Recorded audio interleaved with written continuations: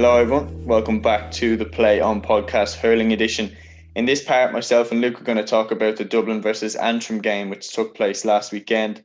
Dublin avoiding a potential banana skin by smashing Antrim 3 goals and 31 points to 22 points. A big win for Dublin, shows that their win in the league was no fluke. And now they move on to play Galway in the Leinster Semi Final. Luke, what did you make of this game? Yeah, look, I think we probably, we all did back Dublin, but I think we got it wrong in the nature of how they were going to win. We thought it was going to be a real tight game, kind of where Antrim had a serious chance of causing an upset, and it just that just didn't happen whatsoever, did it?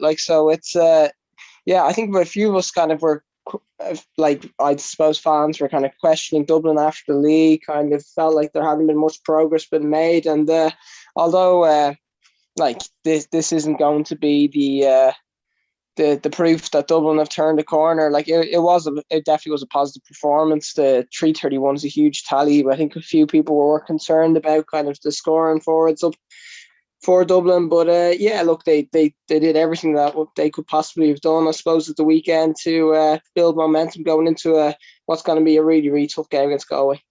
Yeah, definitely. And a lot of standout performers from Dublin as well, something which is really good. Donald Burke, Conor Burke, Danny Sutcliffe, they all look really good, scored a lot from play. Ronan Hayes as well. Like, this guy, Ronan Hayes, in my mind, he's a huge player for Dublin because, he is your big full forward. He can also play around the wing. And whenever he seems to play well, Dublin definitely have a very good option in there in him.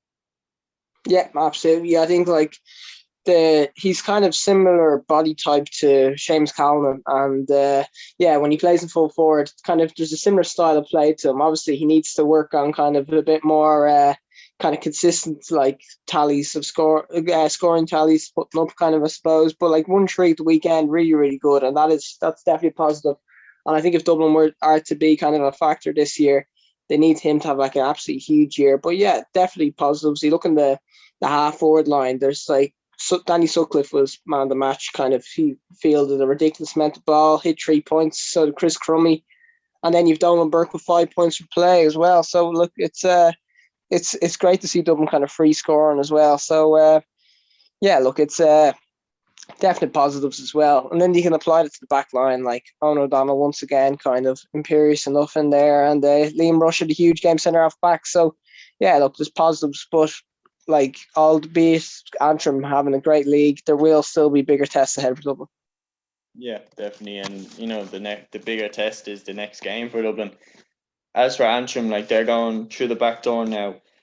I think for them to have, a long year, I think the draw has to be very favourable to them because obviously you've seen that, Waterford got sent to the back door. If Antrim run into Waterford, the championship would be over quickly, I think. Yeah, look, I think Antrim will need a home fixture, I think, and try and bring a team up there, and I think that's what they'll need. I think it's a surprising one for considering how competitive they were in every single league game, no matter where they went, that they were within 10 points consistently all the time. There was no kind of no hammerings like they experienced in the first game championship there. So I think, I think Darren Gleeson would be really he'd be upset to have lost by 18 points, I suppose, in the first championship game after a league campaign where they even finished higher than Dublin. So it's a bit of a puzzling one for Antrim, but they're just going to have to put that past them, and then I suppose hope for a favourable run to finish off what should be remembered as a really, really great season for them. Yeah, and do you think that they'll look back on this season favourably now, because they obviously managed to stay in Division 1 hurling wise? I just think, maybe it was a step too soon to expect them to really compete in championship, because Dublin, it seemed like they were finally taking this game, as serious as they possibly can. And I wonder now, with Dublin now, is it too late for them to have put out what is close to the best team? Personally, I still think that Sean Moran should be starting. Like you saw, he came on, he scored a few, and he came on, he got himself a score. I think Sean Moran should still start, but have Dublin taken it serious with enough time to prepare correctly for Galway? That's the big question, and that's the thing. Dublin they've kind of done this in previous years, that they've a comprehensive start to Leinster where they beat kind of the team that they're expected to beat, I suppose, quite comfortably, and then people start getting a bit excited about them, saying that maybe this is the year that Dublin can upset the big boys. Like they've done it to Galway before, but I just think that this Galway team are a different animal to the team that they beat in 2018, and like unfortunately, I just don't see a way that they get that close to Galway. Even I think Galway will have them at arm's length, and it'll be probably go to a similar vein to what happened in throughout the International League when Dublin came up against teams that probably were more favoured than them, and they'll lose by maybe about one or two scores. Yeah. Yeah, I think that Dublin, like, this will be, this will require the performance of a lifetime from Dublin to beat Galway. The talent that Galway have throughout the team is just outrageous. And, players hitting form at the right time, the likes of Joe Canning, Evan Nyland, these guys are fantastic. So it'd be very hard to back Dublin to win this game. But at the same time, Dublin do have an upset up their sleeves.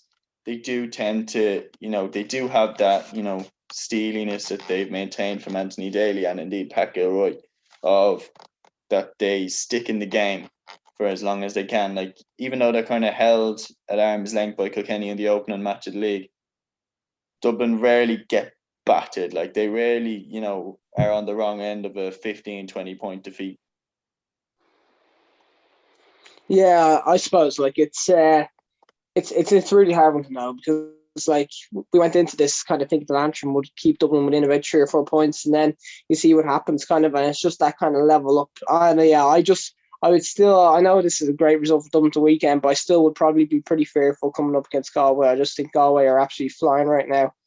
And yeah, I just really don't fancy Dublin's chances at the moment. So it's yeah, look, it might be proven wrong about this, but yeah, I think I there probably wasn't enough there at the weekend to suggest that Dublin are going to that there's been radical changes since the league, and that Dublin are now absolutely flying and are going to be a serious threat to Galway. So yeah, that's still probably the way that I would see it going into the game coming up anyway.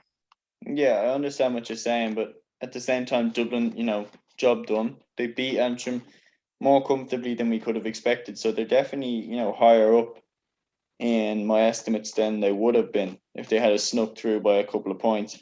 They are coming in under the radar against a very, very fancy Galway side, but we have seen that as good as Galway are, we did see last year, particularly in the Leinster final, that it is a Galway team that, can have a complete, lack of concentration in them for 10 key moments. And I think Dublin just need to hit Galway for goals, or try hit them for goals. The fitness of Eamon Dillon, that's a bit of a concern, because I think on his day, Eamon Dillon is a superb inside forward to have. But Dublin need to be, using Ronan Hayes' power and using Donald Burke's, class to just go for goals. I think that's the only way they can beat Galway, because I won't think they'll be able to outpoint them. Yeah, absolutely. And I suppose it was positive that you look at Keane Boland and Keane O'Sullivan both hitting goals as well at the weekend in the corner forward positions. And yeah, look, they'll need the same next time out. Like, Dublin do have goals in them, to be fair. You look kind of at big games, like Dublin have managed to stay in games by hitting goals, but it's their point tally always seems to be consistently lower than kind of the likes of Galway and stuff like that. And that's probably the pattern I'd expect to see the game go the next time as well. That yeah, I think Galway could push well over 30 points past them, and yeah, Dublin just will need to hit an absolutely huge tally to stay in this. Yeah, definitely. And I think one thing that will be absolutely crucial for Dublin is that they get their matchups right. On O'Donnell, as you said, was imperious there at the weekend. He is, in my mind, one of, if not the best fullbacks in the country. And yeah, whoever he picks up will be crucial. Who do you think he'll mark? I think he'll probably end up with Conor Whelan, I'd say. But like, it's really tough for Dublin. Like, somebody else, maybe Keane O'Callaghan will have to go on Brian Concannon then as well. But then you've kind of got Joe Canning running around as well, that he might be thrown in centre half forward. And then you've the question about Liam Rush, like Liam Rush playing centre half back, does he can't pick him up probably. He has to hold his ground. So then you have to maybe drop Conor Burke back to pick up Joe Canning as well. So I think that's probably the way Dublin will do it. I think that you might see Connor Burke kind of dropping back man mark, and Liam Rush sitting kind of in the pocket, and then maybe Chris Crummy going back into midfield with Keane Bowen coming out to wing for it, and Dublin with the two lads inside. But yeah, so I think that's probably the way he's going to see it. But then as well, you've got Cathal Mannion around midfield too. That Ree McBride's probably going to have to pick him up. So there's just so many things that Dublin have to worry about. But that's probably the way I would go about it. Is that I would have, Liam Rush kind of sitting and sweeping a little bit with Connor Burke picking up Canning and tracking him wherever he goes. Yeah, and from a Galway perspective, what from the Dublin side do you think that they need to curtail? Look, they'll have to stay on Donald Burke the whole time. I suppose that his form has been pretty spectacular as well. Galway aren't probably blessed with natural cornerbacks, if Donald Burke's inside, probably could get a little bit of joy in there. But I think they probably will have enough to deal with that as well. Like they'll have either McInerney or Dahi Burke on Ronan Hayes, so they'll be happy enough with that matchup as well, I'd say. But yeah, other than that, I think they'll just try and nullify Danny Sutcliffe from the puckouts, and I don't think they'll allow him with the size of their half-back line. You look at Fintan Burke, you look at Pádraig Mannion, and either McInerney or Dahi Burke there.